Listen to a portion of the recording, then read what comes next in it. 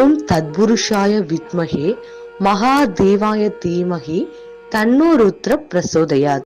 ரிஷப ராசியில் பிறந்த பெண் தோற்றத்தில் மட்டுமல்ல, நினைப்பிலும் நடப்பிலும் ஆளுமை மிகுந்தவராக இருப்பார். எதற்குமே அழட்டிக் கொள்ள மாட்டார். வீட்டு வாசலில் அல்லது வரவேற்பு அறையில் பெரிய சத்தம், சச்சரவு, பிரச்சனை என எது நடந்தாலும் அமைதியாக அங்கு வந்து நின்று ஒரே ஒரு பார்வை மட்டும் பார்ப்பார். சட்டென்று அங்கு ஒரு அமைதி நிலவும்.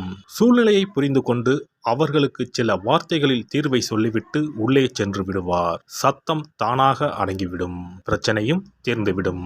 அவருக்கு ஆரவாரம் பிடிக்காது. அமைதியாக நிதானமாக சிந்தித்து சரியாக திட்டமிட்டு எதையும் செய்ய வேண்டும் என்று விரும்புவார். மேச ராசிக்காரரை போல சற்றென்று கோபப்பட்டு ஆக்ரோசமாக எதுவும் பேச மாட்டார். பதறாத காரியம் சிதறாது என்பதில் நம்பிக்கை உள்ளவர். இவரின் தோற்றத்தை பொறுத்தவரை நடுத்தர உயரம்தான் இருக்கும். நடக்கும் போது அசையாமல் நடந்து வரும் அழகு. பார்வையிலோ உடல் அசைவிலோ எந்த உணர்ச்சியும் காட்டாத நிதானம். இவர் நடையில் வேகம் இருக்காது. நிதானமாக உடல் குலுங்காமல் நடப்பார். நேர்கொண்ட பார்வை உள்ளவர். காதுகள் சற்று விரைப்பாக இருக்கும். மூக்கு நுனி சற்று உயர்ந்தது மாதிரி தோன்றும். பல விஷயங்களை இவர் கண்ணால் கவனிக்காமல் மூக்கால் அறிகிறாரோ என்று தோன்றும். வாசனை நிபுணர். எந்த ஒரு செயலையும் ஆளையும் வாசனையை வைத்தே முன்கூட்டி ஊகித்து விடுவார். இவர் நடத்தை இவரை ஒரு ராணி போல உணரச் செய்யும். செயல்திறம் மிக்கவராக இருப்பார். நடந்ததை பற்றி கவலைப்படாமல் அடுத்து என்ன என்று ஆலோசிக்க தொடங்குவார். வெட்டியாக புலம்பிக் கொண்டு இருக்க மாட்டார். நடந்த செயலுக்கு அடுத்தவரை குற்றம் சொல்வதும் அவர்கள் மீது பழி போடுவதும் இவரிடம் இருக்காது. சரி, நடந்தது நடந்துவிட்டது, இனி ஆக வேண்டியது என்ன என்று பார்ப்போம் என்று ஆக்கப்பூர்வமாக சிந்திப்பார். குடும்பத்தில் பொறுப்பும் பாசமும் உள்ளவராக இருப்பார். வீட்டு பொறுப்பை சிறு வயதிலேயே ஏற்றுக்கொண்டு செம்மையாக செயல்படுவார். பெரிய குடும்பத்தில் வாழ்க்கைப்பட்டாலும் அதை சீரோடும் சிறப்போடும் முன்னுக்கு கொண்டு வருவார். மற்றவர்கள் தன் பேச்சை கேட்க வேண்டும் என்று எதிர்பார்ப்பார். தனக்கு முழு ஒத்துழைப்பு கொடுக்க வேண்டும் என்பதை வலியுறுத்துவார். இவருக்கு யாரும் நெகட்டிவாக பேசுவது பிடிக்காது. எதையும் ஆக்கப்பூர்வமாக சிந்திப்பார். அதன்படியே செயலாற்றுவார். இவர் உழைப்பையும் தன் அறிவையும் நம்புகிறவர் என்பதால் சகுனம், சென்டிமெண்ட்ஸ் எல்லாம் இவருக்கு கிடையாது. தமது குடும்ப நிறுவனம் நலிவடைகிறது என்றால், தனது குடும்ப நலம் தோய்வுறுகிறது என்றால் உடனே அதன் தலைமை பொறுப்பை தானே முன்வந்து ஏற்று அதனை சிறப்பாக நடத்தி முன்னேற்றுவார். இவருக்கு யாரையும் பழிவாங்கும் எண்ணமோ துரத்தி அடிக்கும் எண்ணமோ இருக்காது. மிகுந்த கருணை உள்ளவர். ஆனால் தானம் தர்மம் நிறைய செய்வார் என்று எதிர்பார்க்க முடியாது.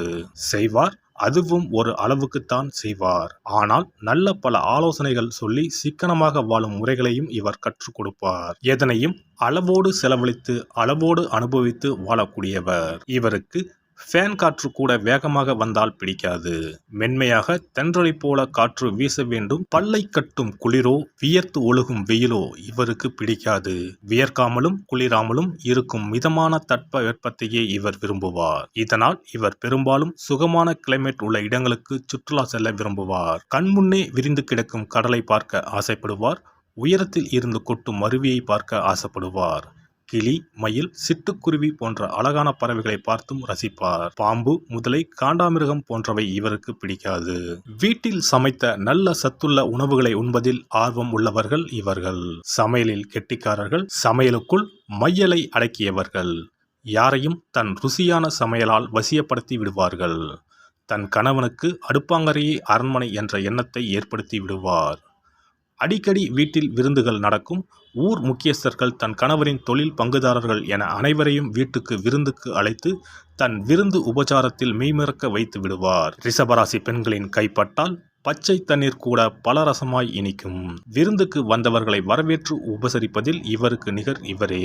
வந்தவர்கள் முன்பு கம்பீரமாகவும் கண்ணியமாகவும் கனிவாகவும் நடந்து கொள்வார். தன்னை யாரும் பொது இடத்தில் உதாசீனப்படுத்திவிடக் கூடாது என்பதில் கவனமாக இருப்பார். தனியாக அழைத்து குற்றங்குறைகளை கூறினால் ஏற்றுக்கொள்வார். ஆனால் பலர் முன்னிலையில் தன்னை குற்றப்படுத்தும் போது திருத்திக் கொள்கிறேன் என்று சொல்ல மாட்டார்.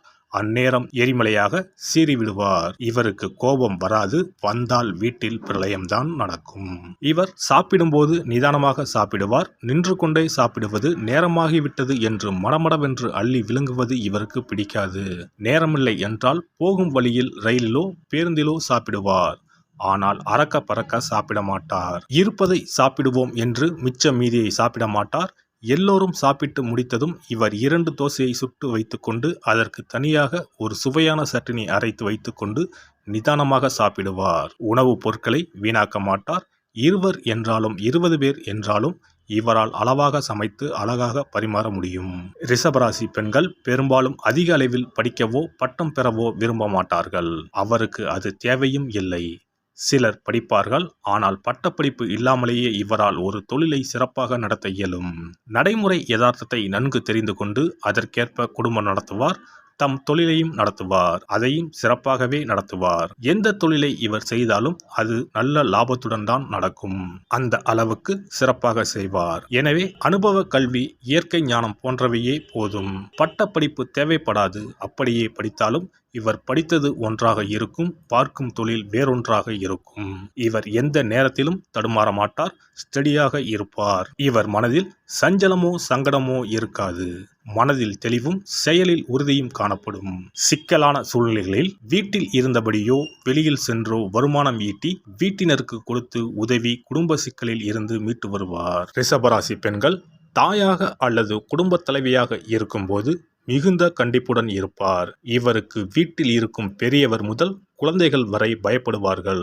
அனைத்தும் சுத்தமாக இருக்க வேண்டும். எடுத்த பொருளை திரும்பவும் எடுத்த இடத்தில் வைக்க வேண்டும். அந்தந்த நேரத்தில் அந்தந்த வேலையை முடித்துவிட வேண்டும். வேலைகளை பெண்டிங் வைக்கக்கூடாது. எது செய்தாலும் அதை முறையாக ஒழுங்காக செய்ய வேண்டும். இவருக்கு சாமியறையில் இருக்கும் சுத்தமும் நறுமணமும் குளியல் அறையிலும் இருக்க வேண்டும். மாலை வேளைகளில் இப்பெண்களின் வீடுகளில் விளக்கேற்றும் நேரத்தில் பக்தி பாடல்கள், ஸ்லோகங்கள் ஒலிக்க கேட்கலாம். பாட்டு கேட்டுக்கொண்டே சமையல் செய்வது, தையல் தைப்பது இவர்களின் பழக்கம். வெறுமனே பொழுதை போக்கக்கூடாது என கருதுவார். அதே சமயம் பாட்டு கேட்பது இவருக்கு ரொம்ப பிடிக்கும். எனவே இரண்டையும் இணைத்து ஒன்றாக செயல்படுவார். சுக்கிரனின் ஆட்சி அதிகாரத்தில் உள்ள ராசியில் பிறந்த இவர்களுக்கு ஆழமான அலட்டாத காதல் மிகவும் பிடிக்கும். சந்திரன் உச்சமாகும் ராசி ரிஷபம் என்பதால் இவர்கள் மன நிறைவுக்கு அதிக முக்கியத்துவம் கொடுப்பர். காதல் என்பது மனமும் உடலும் இணைந்து செயல்பட வேண்டிய ஒரு அற்புத உணர்வு என்று இவர்கள் நம்புகின்றனர். எனவே இவர்களிடம் காதலை சொல்வதோ காதலை மறுப்பதோ எளிதான செயல் அல்ல. ஆற அமர யோசித்து பல மாதங்கள் பல வருடங்கள் கழித்து கூட இவர் தன் காதலை வெளிப்படுத்தி உறுதி செய்யலாம். அதுவரை பொறுத்திருக்கும் ஆண்கள் அதிர்ஷ்டசாலிகள். காதலில் இவர் மிகுந்த நேர்மையை எதிர்பார்ப்பார். மொத்தத்தில் நிதானம், நேர்மை, நிச்சயம் என்பது ரிஷப ராசி பெண்களின் லட்சியம். எல்லாம் வல்ல இறையருளால் நீங்களும் உங்கள் அன்பு குடும்பமும் உடல் நலம், நீலாயுள், நிறை செல்வம், உயர் புகழ், மெய்ஞானம் ஓங்கி வாழ்க வளமுடன். இந்த வீடியோ பதிவு உங்களுக்கு பிடித்திருந்தால் லைக் பண்ணுங்க, கமெண்ட் பண்ணுங்க, ஷேர் பண்ணுங்க. மறக்காம சப்ஸ்கிரைப் பண்ணுங்க. பக்கத்துல இருக்கிற பெல் பட்டனை கிளிக் பண்ணுங்க. நன்றி, வணக்கம். ஓம் நமச்சிவாய. சிவாய நம.